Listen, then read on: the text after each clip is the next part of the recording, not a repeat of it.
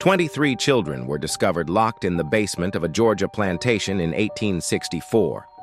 All bore the same distinctive features: high cheekbones, pale green eyes, and auburn hair streaked with gold. When Union soldiers forced open the iron doors of Thornhill Estate in Burke County, they found these children huddled together in darkness. Some were as young as 4, others approaching adolescence. The eldest, a girl of 13, told the officers something that made veteran soldiers physically ill. "Mistress says we are her legacy. We cannot leave because we are her blood." Military records from the 34th Massachusetts Infantry mention the incident only once, in a letter marked confidential and buried in regimental archives for over a century. Local histories of Burke County omit Thornhill Estate entirely, as if the plantation and its mistress never existed. But they did exist, and what Catherine Thornhill created in those 16 years between her husband's death and the arrival of federal troops represents one of the most disturbing chapters in American history. It was a systematic breeding program designed to create generations of enslaved people who could never escape their bondage because they were genetically tied to their owner. Before we continue with the story of Catherine Thornhill and the nightmare she built in rural Georgia, I need you to do something. If you're hearing this story and it's making your skin crawl, hit that subscribe button right now. This channel dives deep into the darkest corners of American history. The stories they don't teach in schools, the secrets buried in courthouse basements and forgotten military records. I want to know where you're listening from. Drop a comment telling me what state or city you're in. Are you close to Burke County, Georgia? Does your town have secrets like this buried in its past? Let's find out together. Now let's go back to where it all began. To a cold February morning in 1847, when a young widow inherited a dying plantation and conceived a plan that would haunt Georgia for generations. The winter Catherine Danforth Thornhill buried her husband was the coldest Burke County had seen in 20 years. The Thornhill estate sat on 1,700 acres of red clay soil, 7 miles southwest of Waynesboro, the county seat. In 1847, Burke County was cotton country, though not as prosperous as the Black Belt regions further west. The soil here was tired, overworked by decades of single-crop farming. Plantations that had flourished in the 1820s were struggling by the 1840s, squeezed between falling cotton prices and rising costs. The Mexican War had drawn away laborers, and talk of territorial expansion divided communities along bitter lines. Thornhill Estate had once been among the more successful properties in the region. Catherine's late husband, Jonathan Thornhill, had inherited it from his father in 1838 with 42 enslaved workers, adequate equipment, and manageable debt. But Jonathan had been a poor manager and an enthusiastic gambler. By the time a winter fever claimed him in February 1847, the estate was mortgaged to the hilt. The fields were producing barely enough to feed the workers, and creditors were circling like buzzards. Catherine was 28 when she became a widow. She had married Jonathan when she was 19, a strategic match arranged by her father, Theodore Danforth, a prominent merchant in Augusta. The Danforths were old Georgia money, descended from settlers who had arrived in the 1730s. Catherine had been educated by private tutors, spoke French passably well, and had been raised with expectations of managing a substantial household. What she had not expected was to inherit a failing plantation with crushing debts and a 16-year-old stepson who looked at her with something approaching hatred. Richard Thornhill was Jonathan's son from his first marriage. His mother had died giving birth to him in 1831, and Jonathan had remarried 5 years later. Richard had never warmed to Catherine, viewing her as an interloper who had replaced his real mother. He was a sullen, bookish boy who spent most of his time in the estate's small library, avoiding both his stepmother and the practical work of running a plantation. Catherine found him weak, impractical, and entirely too sentimental about the enslaved workers. He had once suggested they should be taught to read, an idea so dangerous that Catherine had forbidden him from speaking of it again. The plantation itself reflected its declining fortunes. The main house was a 2-story structure of whitewashed brick with 6 columns across the front portico, built in 1805 in the Federal style. Paint peeled from the window frames, and the roof leaked in 3 places. The furniture inside was a mix of inherited pieces from Jonathan's family and cheaper replacements purchased when the good pieces had been sold to pay gambling debts. Behind the main house stood the kitchen building, the smokehouse, the dairy, and the overseer's cottage, all in similar states of disrepair. Further back, beyond a line of live oaks draped with Spanish moss, were the quarters where the enslaved population lived. In 1847, 31 people remained on the property, 11 men, 13 women, and 7 children. 16 others had been sold off over the previous 3 years to satisfy Jonathan's creditors. Those who remained knew that more sales were coming. Fear hung over the quarters like fog over the Savannah River. Catherine spent the first month after Jonathan's death in a kind of controlled fury. She met with the estate's lawyer, Ambrose Talbot, who laid out her options in blunt terms. Sell the property and the remaining workers to settle the debts and perhaps have enough left over to live modestly in Augusta under her father's roof, or find some way to make the plantation profitable again. Talbot considered the latter unlikely, given the state of the cotton market and the estate's depleted resources. Neither option was acceptable to Catherine. Returning to Augusta would mean admitting failure, living as a dependent spinster in her father's house, forever marked as the widow who couldn't hold on to her inheritance. But she also recognized that traditional plantation management wouldn't save Thornhill Estate. The land was worn out, the equipment was old, and the remaining enslaved workers were insufficient in number to work the cotton fields profitably. She had no money to purchase more. It was during one of these sleepless nights, poring over the estate's account books by candlelight, that Catherine conceived her plan. The idea came to her with the cold logic of desperation. If she couldn't afford to purchase workers, she would breed them. But not in the haphazard way most plantations did it, offering minor incentives for couples to have children and waiting 15 years for those children to become productive laborers. No, Catherine envisioned something far more systematic, more controlled. She would create a population of workers who were biologically tied to the estate, who could never be sold because they were her own descendants, who would have an instinctive loyalty to the plantation because it was literally in their blood. The plan was monstrous, but to Catherine it was also elegant. She was still young enough to bear children. She would select the strongest, healthiest men among the enslaved population and conceive children with them. These children would be raised knowing their parentage, would be given slightly better treatment than the others to ensure their loyalty. When they reached maturity, they would be paired with enslaved women to produce the next generation. Within 20 years, Catherine calculated she could have a workforce of 50 or more, all bound to Thornhill Estate by ties that went deeper than legal ownership. She began keeping a journal to work out the details. This was no diary of personal feelings. Catherine was far too practical for that. Instead, she created what she called her cultivation records, filled with calculations, observations, and plans. She wrote in a simple substitution cipher, replacing key words with innocuous agricultural terms. Children became seedlings. The men she selected became rootstock. Pregnancies were plantings.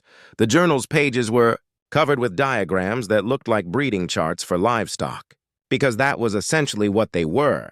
Catherine's first selection was a man named Isaac, 24 years old, born on the plantation and known for his physical strength and steady temperament. She summoned him to the main house on a March evening in 1847 after the other workers had retired to the quarters. What happened that night was recorded in Catherine's journal only as first planting completed with rootstock 1, weather clear and mild. 3 weeks later, she summoned him again, and then twice more before the month ended. By April, Catherine was confident she was pregnant. She recorded this in her journal with the same emotional detachment she might note the planting of cotton. Initial cultivation successful. Anticipate harvest in December. Richard Thornhill first suspected something was wrong with his stepmother in late May of 1847. He noticed she had stopped taking her morning rides around the property, claiming the heat bothered her even though the Georgia summer had barely begun. She took her meals in her room more frequently and had dismissed the house servant who usually attended her, preferring to manage her own affairs. For a woman as concerned with appearances as Catherine, this withdrawal was unusual. But it was a conversation Richard overheard in early June that truly alarmed him. He had been in the library, hidden behind one of the tall bookcases, when Catherine met with Miriam Grayson in the adjacent parlor. Mrs. Grayson was the local midwife, a sharp-featured woman of 50 who attended births for both white and enslaved families throughout Burke County. Richard knew her slightly. She had a reputation as a skilled practitioner, but also as someone who asked few questions and kept confidences. "Absolutely. You're certain of your condition, Mrs. Thornhill?" Mrs. Grayson asked in her clipped professional tone. "Quite certain," Catherine replied. "I should think sometime in early December." "And Mr. Thornhill passed in February, you said?" There was a pause. Richard pressed himself against the bookcase, hardly breathing. "My late husband and I were intimate in January," Catherine said evenly, shortly before his final illness. "Of course." Mrs. Grayson's voice carried a note of something, not quite disbelief, but a careful neutrality. "I'll need to examine you properly, and we should discuss the arrangements for the delivery. Will you want me here at the house?" "I will, and I'll need your discretion, Miriam." "Absolutely. You have it, as always." Richard waited until both women had left the room before emerging from his hiding place. His hands were shaking. The mathematics didn't work. His father had been bedridden for the entire month of January, barely conscious most days, racked with fever and chills. Richard had sat with him many nights. There had been no possibility of intimate relations between his father and Catherine. This meant the child Catherine was carrying had been conceived after Jonathan's death in March or April with someone else. The implications made Richard sick to his stomach. If word got out that Catherine had conceived a child out of wedlock, the scandal would destroy what little remained of the family's reputation. Creditors would move immediately to seize the property, and the Danforth family in Augusta would disown her.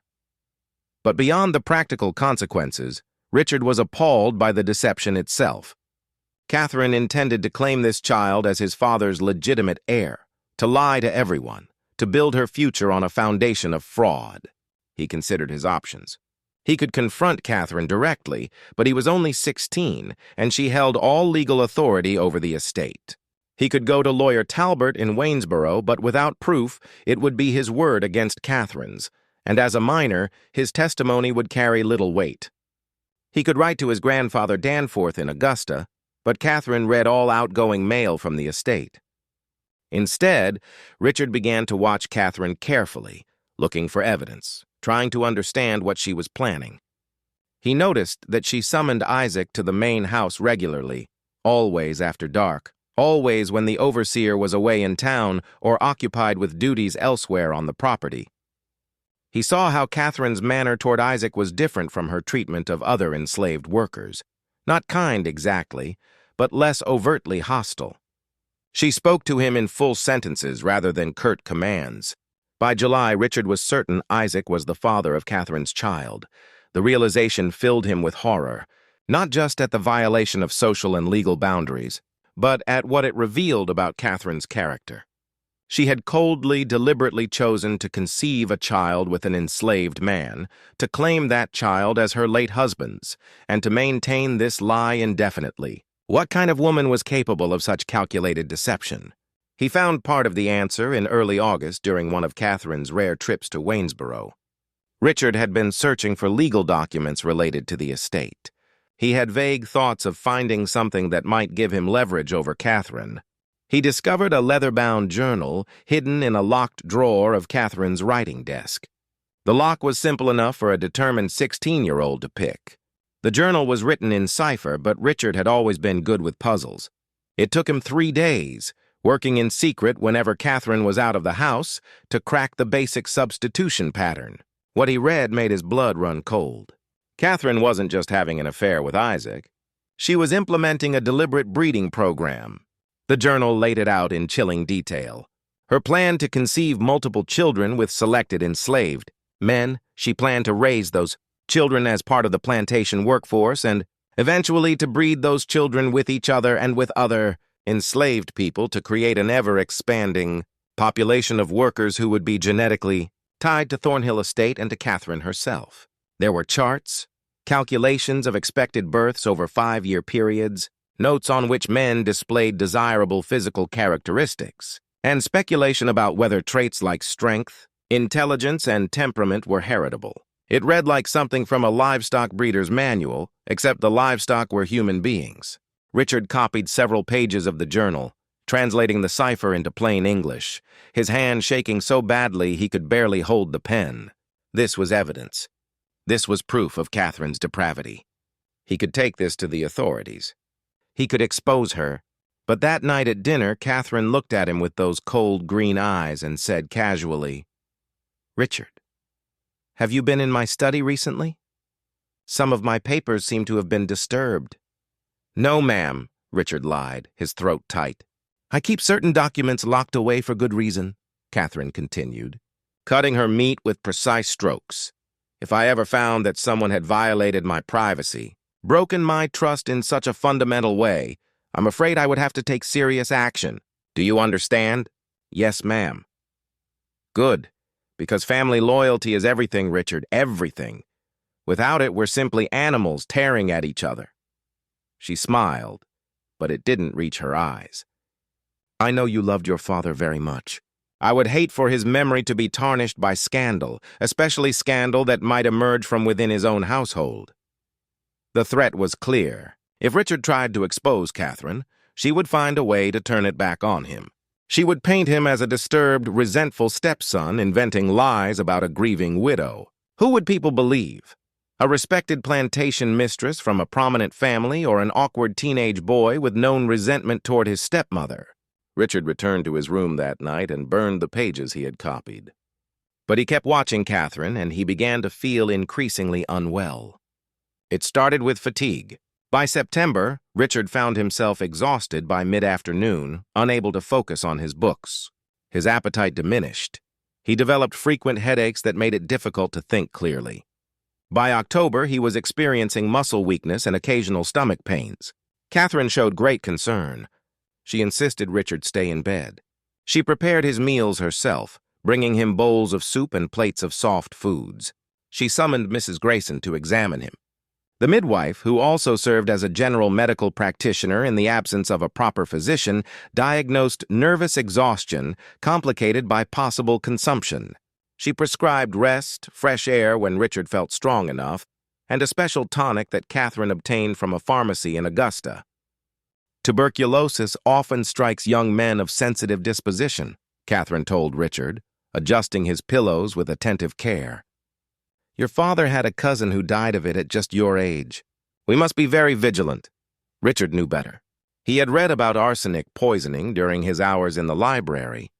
He recognized the symptoms in himself: the fatigue, the digestive troubles, the muscle weakness. Catherine was slowly killing him, disguising murder as disease, eliminating the one person who knew her secret and posed a threat to her plans. But he was too weak to fight back, too isolated to get help. The house servants followed Catherine's orders absolutely. The overseer rarely came to the main house. Richard's room was on the second floor, and by November he barely had the strength to get out of bed, let alone escape the property and reach Waynesboro. He made one final attempt to expose Catherine in late November, writing a letter to his grandfather Danforth in Augusta. It took him 3 days to compose it, working for a few minutes at a time before exhaustion overwhelmed him. He described Catherine's breeding program, her journal, the poisoning. He sealed the letter and gave it to one of the younger house servants, a girl named Pearl, begging her to post it in Waynesboro without telling Catherine. Pearl took the letter, but she also told Catherine, terrified of what would happen if the mistress discovered she'd been keeping secrets. Catherine read the letter expressionlessly, then burned it in the fireplace in front of Richard. "You're very ill, darling," she said softly, almost tenderly. "The fever is affecting your mind. You're imagining things that aren't real. It's a mercy, really, that you won't have to suffer much longer." Richard Thornhill died on December 3, 1847, 3 weeks before his 17th birthday. Dr. Samuel Pritchard from Waynesboro, summoned to record the death, noted consumption as the cause and remarked that the young man had wasted away with tragic speed. Catherine wept decorously at the funeral. She wore black for a full year. 4 days after Richard's burial, Catherine gave birth to a healthy son. She named him Jonathan after her late husband and claimed he had been born slightly premature, which explained any questions about timing. Few people in Burke County thought to count backward from the birth to Catherine's widowhood. Those who did kept their speculations to themselves. It was not the kind of thing one discussed openly. The years between 1848 and 1856 transformed Thornhill Estate in ways that seemed almost miraculous to outside observers. The plantation that had teetered on the edge of bankruptcy slowly regained its footing. Cotton production increased, and the enslaved workforce grew. Catherine Thornhill earned a reputation as a shrewd, if somewhat reclusive, plantation mistress who managed her property with uncommon efficiency. But that efficiency came at a terrible cost that no outsider ever saw. Catherine gave birth 4 more times between 1848 and 1853, daughters named Eleanora, Abigail, and Margaret, and another son she called Samuel. Each birth was attended only by Miriam Grayson, who by now was deeply complicit in Catherine's schemes. The midwife received generous payment for her services and her silence, regular fees that far exceeded her normal rates, plus a small cottage on the edge of the Thornhill property where she could live without paying rent. Mrs. Grayson's role extended far beyond delivering Catherine's children. She also performed a darker function, ensuring that enslaved women on the property only gave birth to children who fit Catherine's careful plans. When pregnancies occurred outside Catherine's controlled pairings, and they did, because human beings will form attachments and intimate relationships even in the most oppressive circumstances, Mrs. Grayson provided abortifacients, plant-based compounds that induced miscarriages. She performed these procedures in a small room behind the overseer's cottage, away from the main house, away from witnesses. The women subjected to these forced abortions rarely spoke of them, even to each other. The trauma was profound, the grief unvoicable in a system that already denied them autonomy over their own bodies. But whispers circulated through the quarters anyway, stories of women who had been pregnant 1 week and bleeding the next, who were told they had simply lost the babies naturally, though everyone knew Mrs. Grayson had been involved. One woman named Ruth tried to resist. In the spring of 1851, she was 5 months pregnant when Catherine discovered that the father was not the man Catherine had designated for her. Instead, it was a young field hand named Samuel, with whom Ruth had formed a genuine attachment. Catherine ordered Mrs. Grayson to terminate the pregnancy immediately. Ruth ran. She made it nearly 4 miles into the pine forests southwest of the plantation before the overseer's dogs tracked her down. She was dragged back to Thornhill Estate, held down by 2 men while Mrs. Grayson forcibly administered the abortifacient compounds. Ruth survived the ordeal physically, but something fundamental broke inside her. She worked mechanically after that, spoke rarely, and died 2 years later during a fever outbreak that swept through the quarters. She was 24 years old. But Ruth's tragedy was just one among many. By 1856, Catherine's program had produced 7 children of her own, all of whom were being raised in a peculiar liminal space. They were legally enslaved. Catherine had registered them as such in the county records, claiming them as children born to enslaved women on the property, which gave her legal ownership of them. But in practice, they lived in the main house, wore decent clothes, ate better food than the other enslaved children, and received informal education from Catherine herself. Young Jonathan, the eldest, was 8 years old in 1856.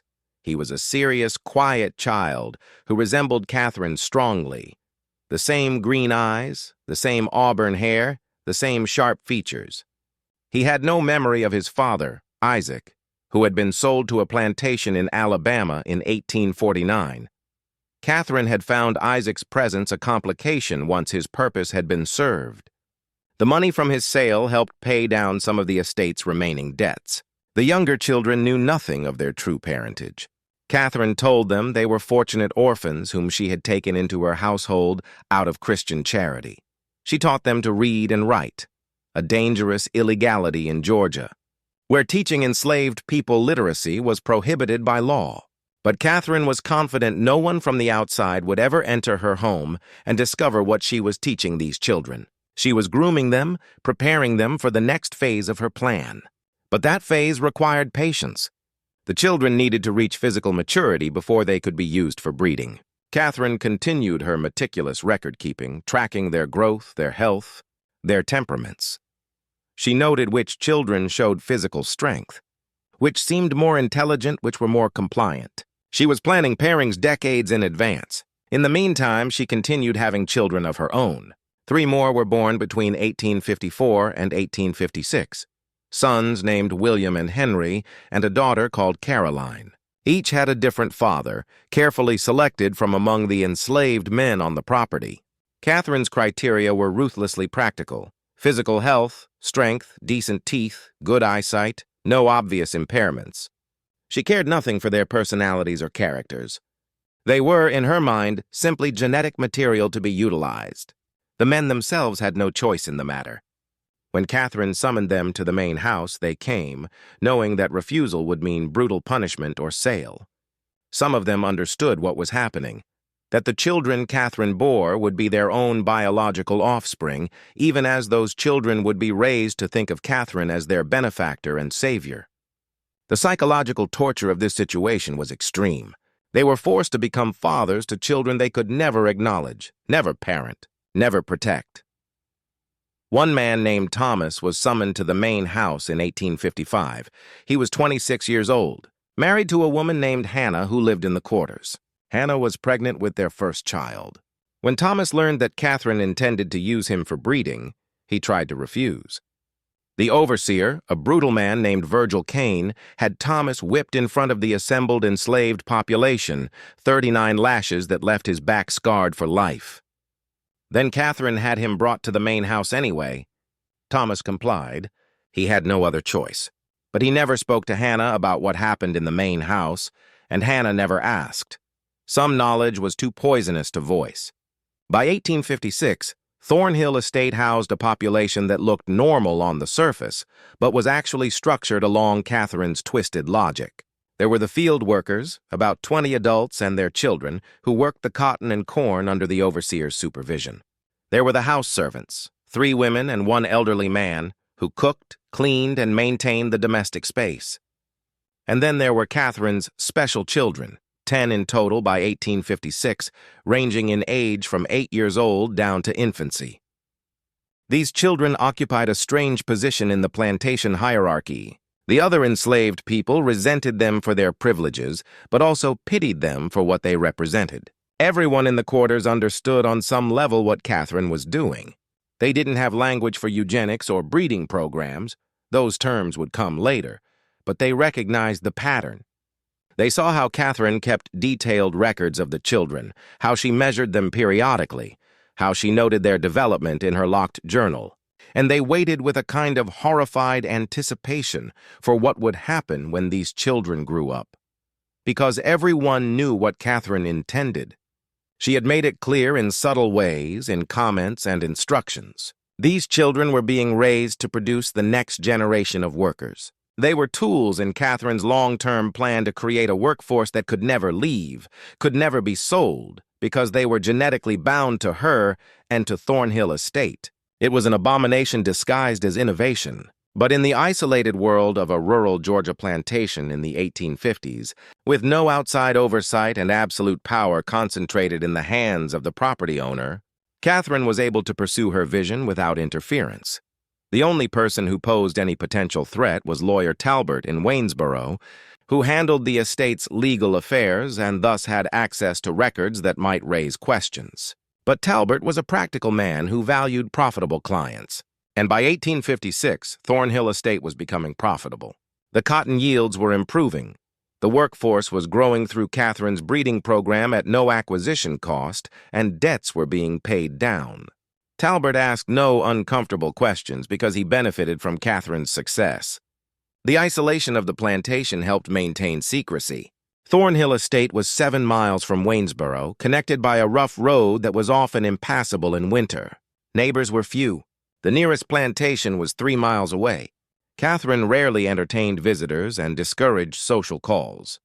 When she did interact with other plantation families, usually at church on Sundays or at occasional gatherings in Waynesboro, she presented herself as a proper widow, managing her late husband's property with Christian virtue and practical wisdom. No one suspected the systematic horror occurring behind the whitewashed brick walls of the main house and in the quarters beyond the oak trees. And even if they had suspected, would they have cared? This was Georgia in the 1850s, a society built on the brutal exploitation of enslaved labor.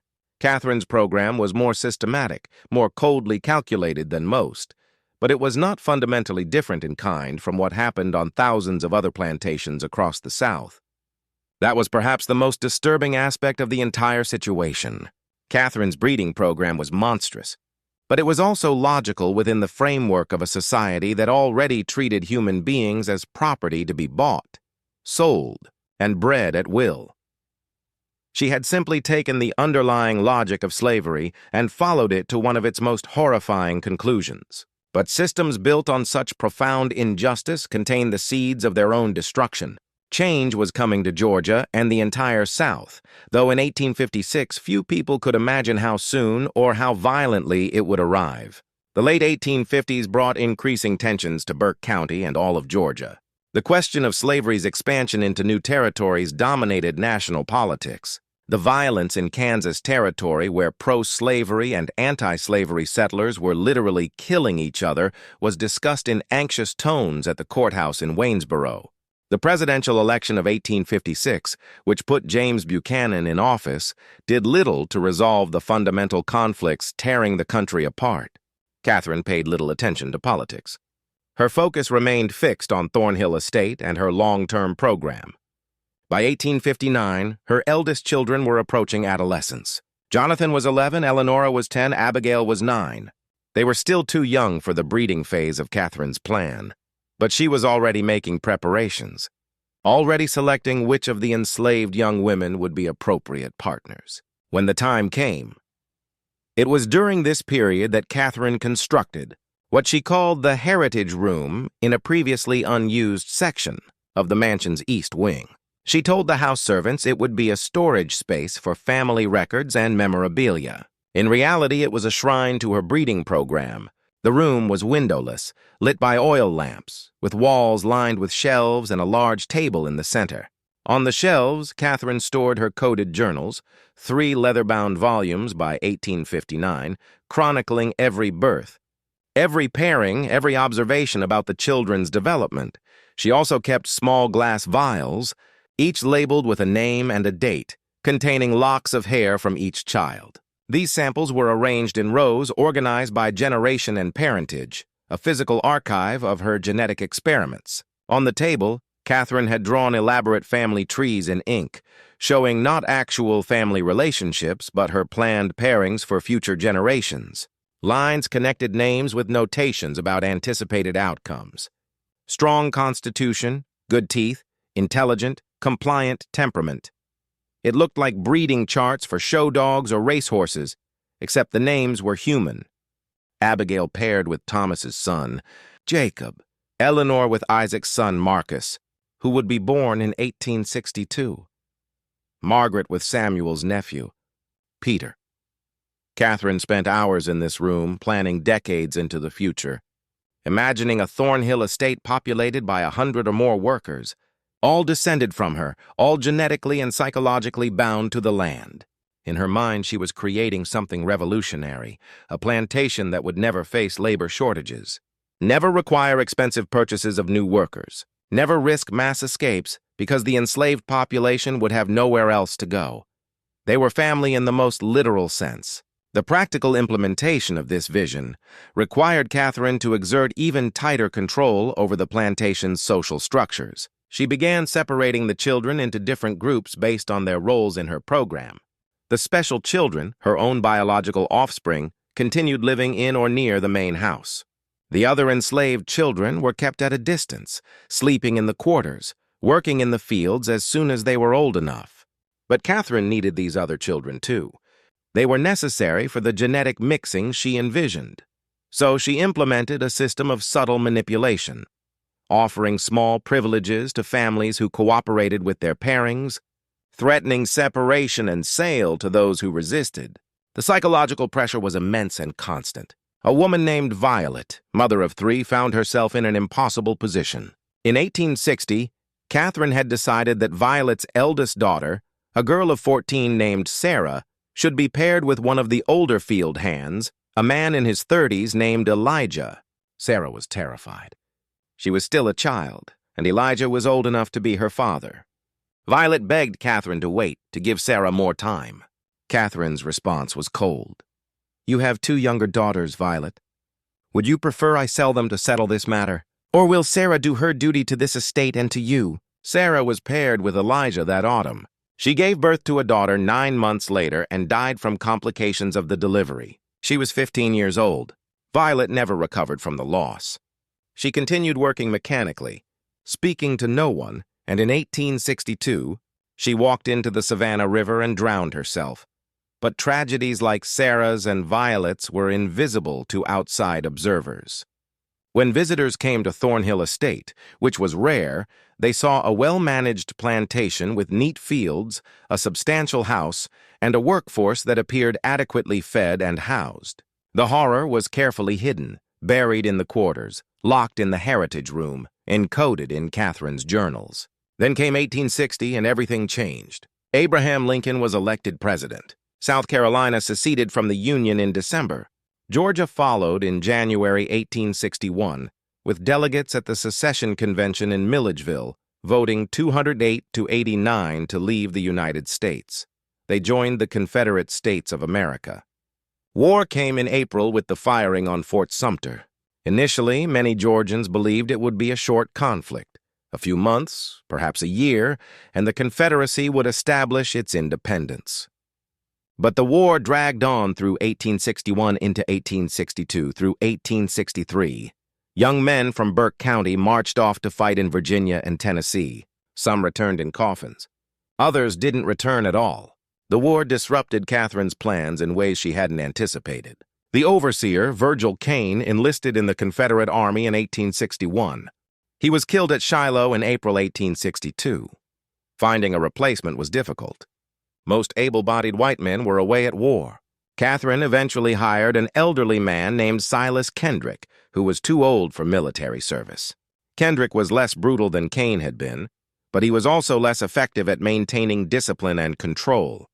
The enslaved population at Thornhill Estate began to sense the shifting power dynamics. News filtered through the slave networks that connected plantations across Georgia, whispered reports of Union victories, rumors that Lincoln had issued a proclamation freeing enslaved people in Confederate territory. There was speculation about what would happen if the Yankees came south. Catherine tightened her control as best she could.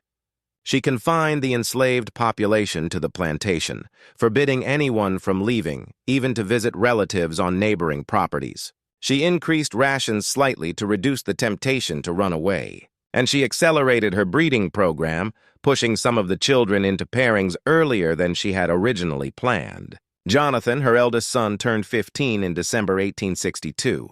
Catherine decided he was ready. She had selected a young woman named Rachel, 16 years old, the daughter of one of the field hands. Rachel had no say in the matter. In February 1863, Catherine arranged for Jonathan and Rachel to be married in a ceremony she conducted herself in the main house, a mockery of a wedding with no legal standing, designed purely to give a veneer of respectability to the breeding pairing. Jonathan, who had been raised in isolation from the other enslaved people and taught to think of Catherine as his benefactor, accepted this arrangement without question.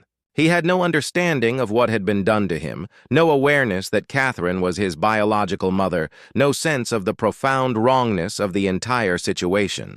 Rachel, traumatized into silence, said nothing, but others in the quarters were watching.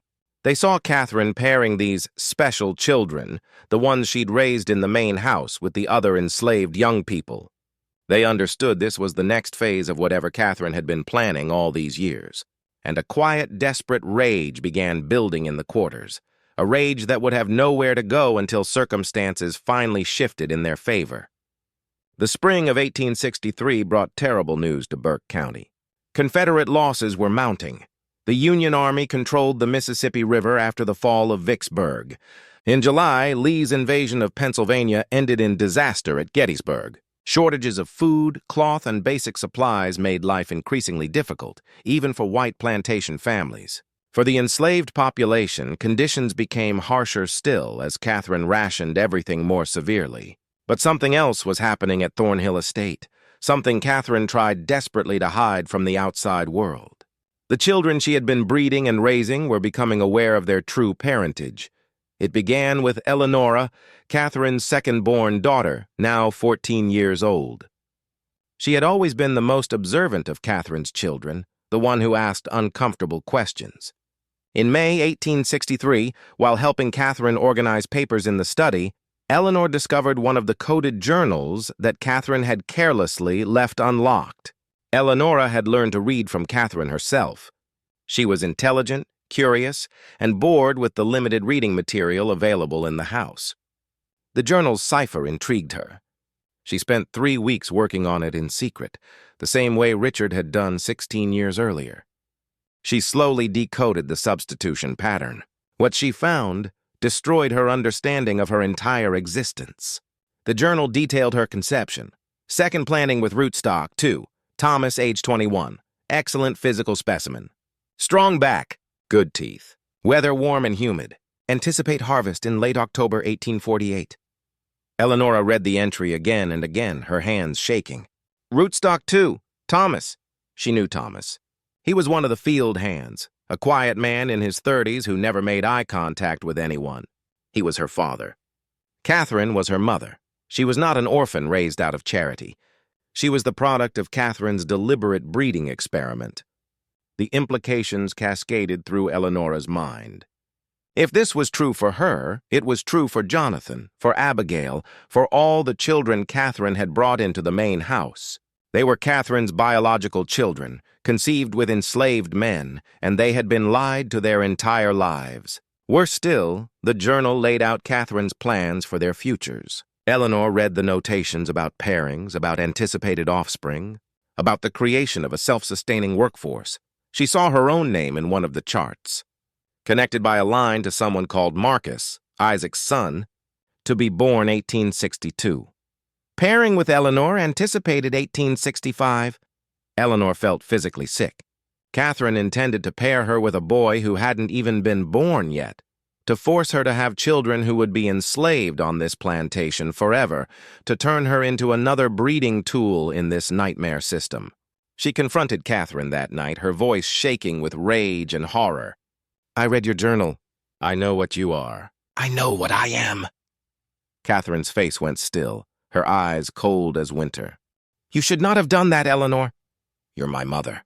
Thomas is my father, and you've been planning to breed us like animals. Eleanor could barely force the words out. Sit down, Catherine commanded. No. Sit down. The threat in Catherine's voice was unmistakable. Eleonora sat, her whole body trembling. Catherine paced the room, her mind clearly working through the problem Eleanor now represented. Finally, she spoke. You are intelligent enough to understand the position we're in, so I'll speak plainly. Yes, I am your biological mother. Yes, I have been implementing a systematic program to create a self-sustaining workforce for this estate. And yes, you and the others will participate in that program when you come of age. I won't, Eleonora said, but her voice lacked conviction. You will, because the alternative is far worse. Catherine leaned forward, her face inches from Eleonora's. Right now, you live in this house. You eat good food. You wear decent clothes. You can read and write. What do you think happens if you refuse to cooperate? I sell you to a plantation in Alabama or Mississippi where they work field hands to death in 5 years, where women are brutalized as a matter of course, where literacy earns you a whipping or worse. Is that what you want? Eleanor said nothing. Tears streamed down her face. I thought not. Catherine straightened. You will not speak of this to your brothers or sisters. You will not speak of it to anyone in the quarters. You will continue your life exactly as before.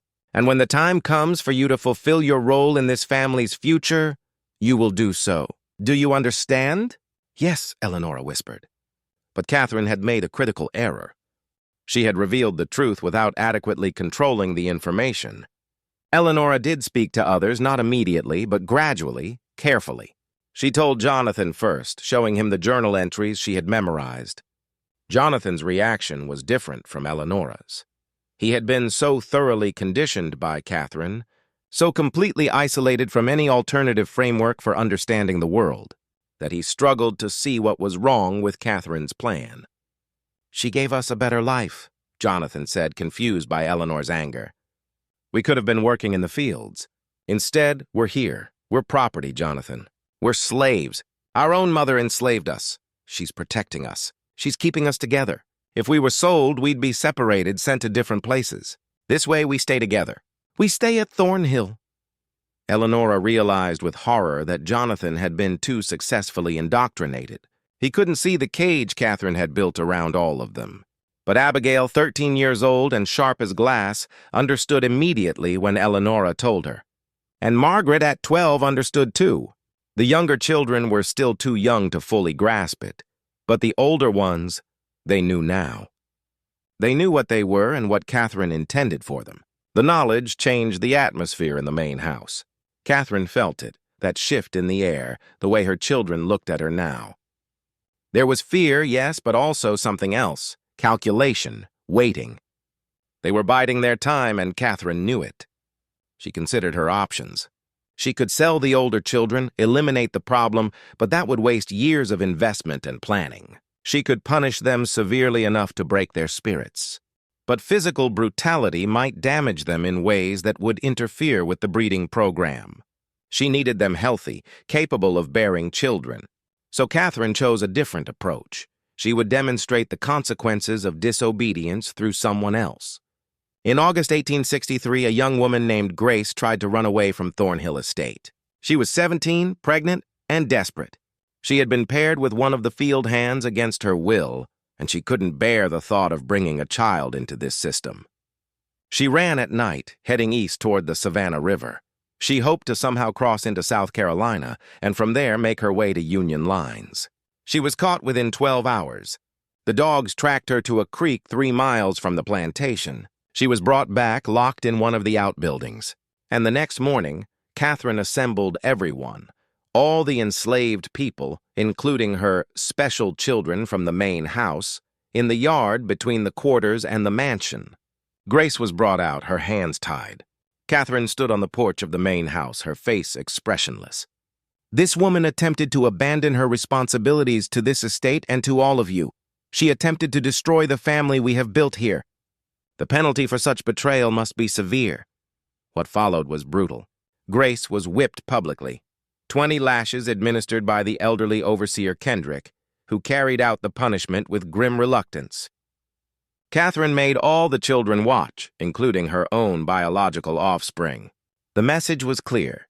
This is what happens to those who try to leave. But Catherine had miscalculated again. The public punishment didn't terrify the enslaved population into submission. Instead, it clarified something for them. Catherine was willing to use extreme violence to maintain her control, which meant she was afraid. And if she was afraid, that meant they had more power than they'd realized. Whispers began circulating through the quarters in the weeks that followed. Whispers about waiting for the right moment. Whispers about what would happen when the war ended, because surely it would end, and surely the Yankees would come south, and surely things would change. All they had to do was survive until then. Eleanora heard these whispers. She began spending time near the quarters when Catherine wasn't watching. She developed relationships with the other enslaved people she had been kept separate from her entire life. She learned things Catherine had never told her, about her father Thomas, about the other men Catherine had used, about the women who had died or been broken by Catherine's program. One evening in October, Eleanora met with a group of the older enslaved women in the woods beyond the quarters. They sat in a circle in the darkness, speaking in low voices. A woman named Hope, in her 40s, looked at Eleanora with something between pity and respect. "Your mama. She thinks she made something special here," Hope said quietly. "She thinks she made family. But all she did was make people who hate her in ways she can't even understand." "What happens when the war ends?" Eleanor asked. "Depends on who wins," Hope replied. "Yankees win, we're free. Confederates win, things stay the same or get worse." But either way, your mama can't keep doing what she's been doing. Too many people know. Too many people angry. Something got to break. What if we made it break? Eleanora asked. The women looked at her in surprise. Hope leaned forward. What you saying, child? What if we didn't wait for the war to end? What if we ended this ourselves? The idea hung in the air, dangerous and intoxicating. One of the younger women, Anna, spoke up. You talking about running? Taking everyone and running? Or fighting? Fighting, Eleanor said. There's only Mrs. Catherine and old Mr. Kendrick. There are 40 of us. And 20 of them are children, Hope said practically. And where are we going to go? Confederates catch runaways. They kill us or sell us further south. And you? You think they're going to see you as one of us or one of them? The question stung because Eleanora didn't know the answer. She was Catherine's daughter. She had grown up in the main house. She could read and write. Her skin was lighter than most of the people in the quarters. Would they even accept her if things came to violence? Before Eleanora could respond, they heard footsteps crashing through the underbrush. Everyone scattered, melting into the darkness. Eleanora ran back toward the main house, her heart pounding, wondering if someone had heard their conversation, if Catherine would find out, if everything was about to collapse. But no punishment came. The next day passed normally, and the day after that. It seemed they had escaped detection, but the seed had been planted. The idea that they didn't have to passively wait for external forces to free them, that they could act themselves, began spreading through the quarters like a fever. Catherine sensed the change, but couldn't identify its source. She increased her surveillance, had Kendrick patrol the quarters at night, restricted movement even further. The tension at Thornhill Estate grew thicker with each passing week. It was like watching a storm build on the horizon. Dark clouds massing, electricity charging the air, everyone waiting for the lightning to strike. The break came in March of 1864, but not in the way anyone expected. A unit of Confederate cavalry came through Burke County, requisitioning supplies from plantations, food, horses, cloth, anything useful for the war effort. Catherine had no choice but to comply. She provided corn, preserved meat, and 2 of the plantation's best horses. The soldiers stayed only one night, camped in the fields beyond the quarters, and departed at dawn. But their presence had consequences. The soldiers spoke openly about the war's progress, and the news was bad for the Confederacy. Sherman was pushing through Georgia. Union forces were closing in from multiple directions. Some soldiers spoke fatalistically about the war being lost, about going home, about the impossibility of maintaining the fight much longer. The enslaved population at Thornhill Estate heard every word. Hope surged through the quarters. Freedom was coming. It might be months or weeks, but it was coming. All they had to do was hold on a little longer, except Catherine, sensing this hope and terrified by what it meant for her long-term plans, decided to act decisively. If the Confederacy fell, if the enslaved population was freed, everything she had built would collapse. Her special children would leave, her breeding program would end, and 16 years of work would be for nothing. She couldn't allow that to happen. On the night of March 17, 1864, Catherine gathered her biological children in the main house. Jonathan, Eleanora, Abigail, Margaret, Samuel, William, Henry, Caroline, and the 3 youngest who were still infants, 11 children in total, ranging from 16 years old down to 6 months. Things are going to change very soon, Catherine told them, her voice calm but her eyes intense. The war may end badly for us. The Yankees may come. There may be attempts to take you away from me, to destroy our family. I cannot allow that to happen. Eleanora felt ice slide down her spine. What are you planning? We're going to secure our future, Catherine said. Tonight. She led them to the Heritage Room in the East Wing, the room none of them except Jonathan had ever been allowed to enter. Catherine lit the oil lamps, illuminating the shelves of journals, the vials of hair samples, the elaborate family trees drawn on paper and pinned to the walls. This is our legacy, Catherine said. This is what we've built together, and no one is going to take it from us. From a locked cabinet, Catherine withdrew a small wooden box. Inside were several glass bottles containing clear liquid. This is a medicine called laudanum, she explained. In small doses, it provides relief from pain. In larger doses, it provides eternal peace. Abigail gasped. You want to poison us? I want to protect you, Catherine corrected, her voice taking on an edge of desperation. If the Yankees come, if they free the others, where will you go? You're not white enough to live in white society. You're not fully black in their eyes either. You'll be outcasts, owned by no one, belonging nowhere. Is that better than staying here? Staying together? Staying with me? Yes, Eleanor said firmly. Anything is better than this. Catherine's face hardened. You're too young to understand. All of you are too young. But I am your mother, and I know what's best for this family. She moved toward the bottles, but Jonathan stepped between her and the others. He was 16, nearly as tall as Catherine, and something in his face had changed. No, he said quietly. Jonathan, don't be foolish. You understand the plan. You've always understood. I understood what you told me, Jonathan said. But Eleanor showed me the journals. I read what you wrote about us, about Father Isaac, about Father Thomas, about all of them. I know what you did. I know what you are. I am your mother.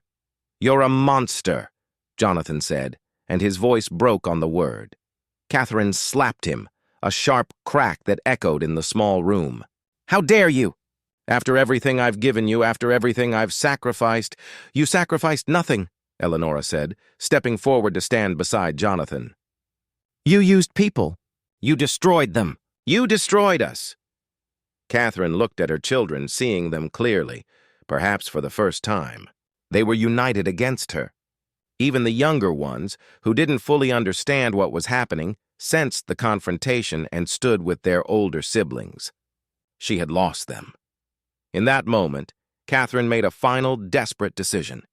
If she couldn't keep her children, if they were going to reject her and leave her and destroy everything she had built, then she would at least preserve the record of what she had accomplished. Future generations would know what Catherine Thornhill had created, even if the creation itself had failed. She grabbed the journals, the charts, the vials of hair samples, clutching them to her chest. You think you can escape me? You think you can pretend none of this happened? These records will survive. They'll prove what I built here. They'll prove I was right. She pushed past her children and ran from the room, carrying the physical evidence of her crimes. Jonathan and Eleanor chased after her, but Catherine was faster, driven by manic energy. She ran through the main house, out the front door, across the yard toward the quarters. What happened next depended on who you asked.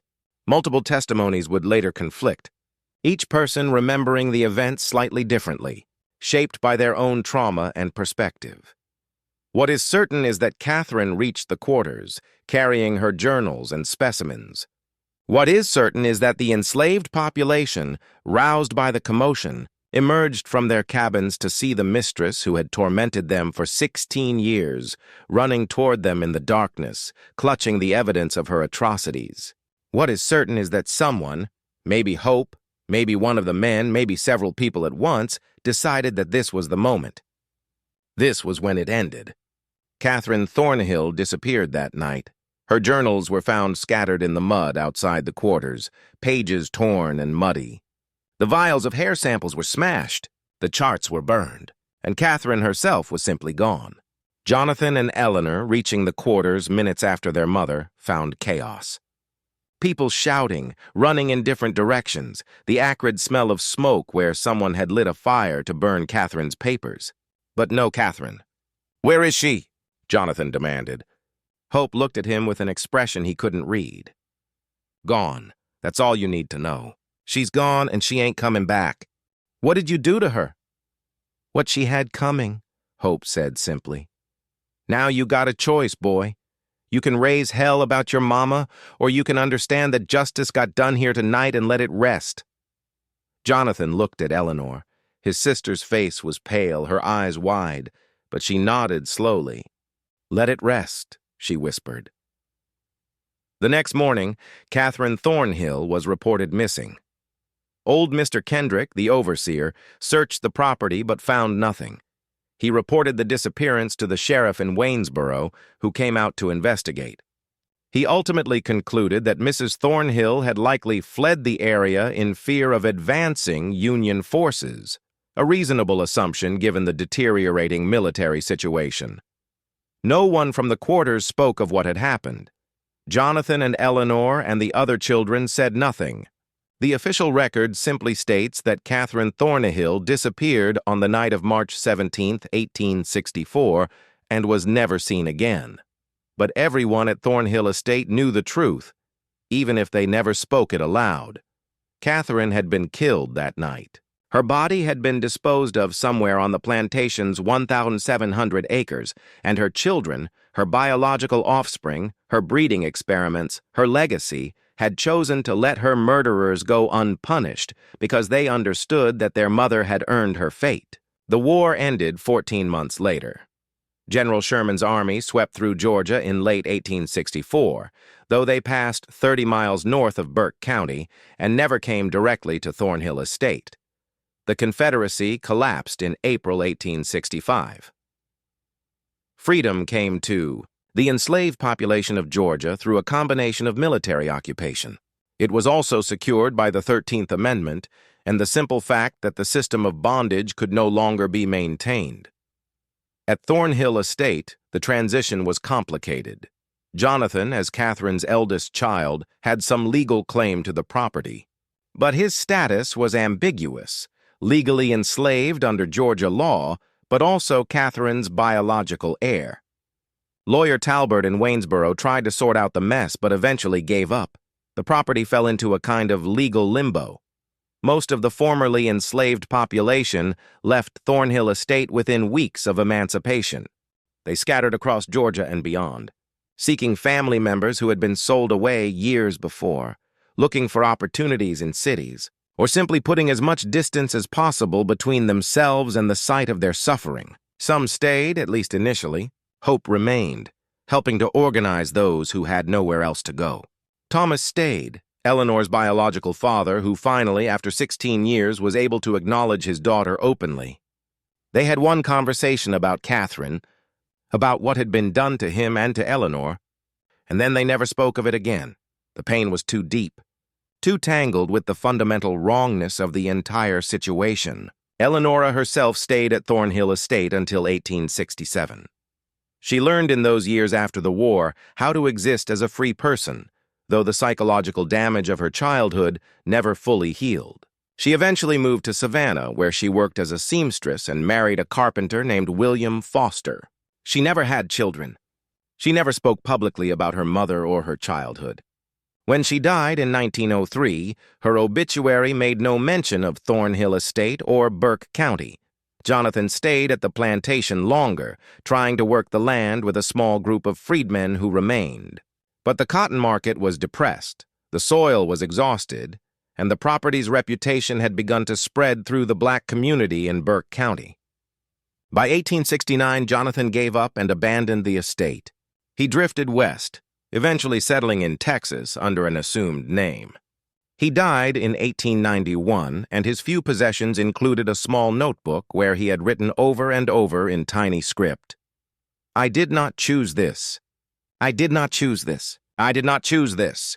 Thornhill Estate itself decayed rapidly. The main house was partially burned in a suspicious fire in 1871. The remaining structures fell into ruin.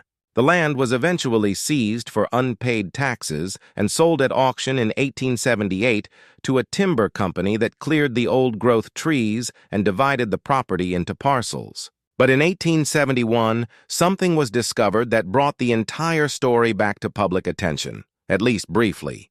A well driller working on a neighboring property accidentally broke through into an old cistern on what had been Thornhill land.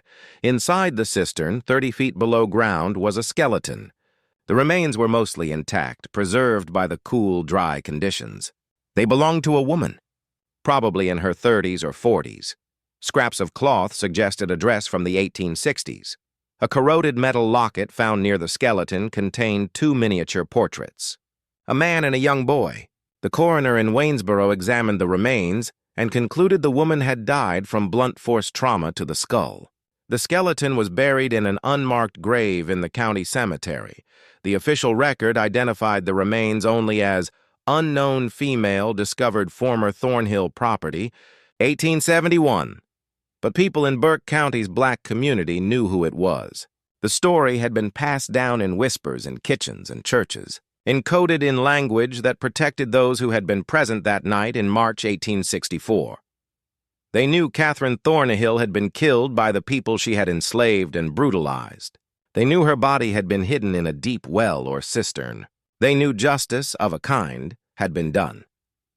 Over the years, more information emerged, though always fragmentarily, always incompletely. In 1889, a man on his deathbed in Alabama confessed to a minister that he had helped murder his former mistress in Georgia during the war. He provided no name, no details, but the minister noted the confession in his records. In 1902, a woman in Savannah, Hope's granddaughter, wrote a short memoir that mentioned the night the devil mistress disappeared and nobody mourned.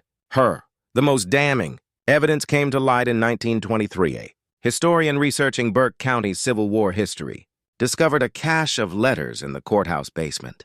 Among them was a letter written in 1865 by Union Captain Samuel Reynolds, who had commanded one of the first federal units to enter Burke County after the war ended. Reynolds wrote, "We discovered disturbing evidence at a property called Thornhill Estate, indications of systematic breeding experiments conducted by the late owner upon enslaved persons, including her own biological offspring.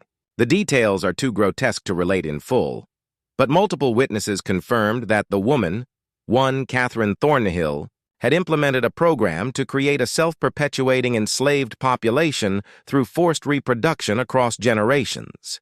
The witnesses also informed us that Mrs. Thornhill disappeared in March 1864, and though they would not explicitly state what occurred, their meaning was clear enough. I have elected not to pursue the matter further, as it seems to me that whatever justice was enacted upon this woman was well deserved. I have directed my men to say nothing of what we learned here." The letter was filed away and forgotten again until a graduate student found it in 1954 while researching her dissertation on Reconstruction in Georgia. She tried to verify the story, interviewing elderly residents of Burke County who might remember family stories from that era. Most claimed to know nothing. One woman, 93 years old, the great-granddaughter of one of the enslaved people at Thornhill Estate, said only, "Some things happened that needed to happen. Some people did things that needed doing, and that's all that needs to be said about it." The final mystery of Thornhill Estate concerns the 23 children found locked in the basement when federal troops arrived.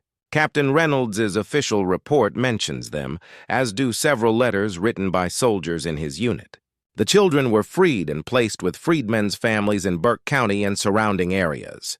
But what happened to them after that is lost to history. Some of them surely survived to adulthood. Some likely had children of their own. Which means there are probably people alive today living in Georgia or elsewhere who carry Catherine Thornhill's genetic legacy without knowing it. They might be descended from Jonathan or Eleanor or one of the other. Children from the breeding program. They might carry some of those distinctive features: pale green eyes, auburn hair, sharp cheekbones that marked Catherine's offspring. They would never know their ancestor built her legacy on one of the most calculated systems of exploitation and cruelty in American history. They would never know they exist because a woman decided to treat human beings as livestock, to build a dynasty on forced reproduction and genetic control. They would never know that their great-great-great-grandmother's body lies in an unmarked grave in Burke County, placed there by the people she had tormented, people whose names we will never know because they protected each other's secrets, even in freedom. The site of Thornhill Estate today is just fields and forest. The county maintains no historical marker. No books about Burke County history mention the plantation in any detail. The house's foundation is still visible if you know where to look, buried under decades of leaf fall and undergrowth. The old well where Catherine's body was hidden has long since collapsed and filled with earth. But the story persists, passed down through oral tradition in Burke County's black community, whispered in genealogy circles, referenced obliquely in academic papers about slavery and eugenics. It persists because it represents something true and terrible about American history, not just the brutality of slavery itself, but the ways human beings will rationalize and systematize cruelty when they hold absolute power over others. Catherine Thornhill convinced herself she was building something revolutionary, creating a new model for plantation management, securing her family's future. In reality, She was perpetuating and intensifying one of humanity's greatest evils. And the people she exploited, the people she bred and controlled and tormented, ultimately erased her from history as thoroughly as she had tried to erase their humanity. What do you think of this story? Do you believe everything was revealed, or are there still secrets buried on that land in Burke County? The truth is, we may never know the full extent of what happened at Thornhill Estate. The people who lived through it, the survivors, chose to carry some secrets to their graves. And maybe that's their right. Maybe some stories belong to the people who endured them, not to historians or storytellers like me. But we can honor those people by remembering that their resistance mattered, that their survival mattered, that they outlasted the system designed to destroy them. If this story moved you, if it made you think about the hidden histories in your own community, let me know in the comments below. Share this video with someone who appreciates deep dives into America's darkest chapters. Subscribe to this channel for more stories that challenge what you think you know about history. And remember, the past is never as far behind us as we'd like to believe. See you in the next video.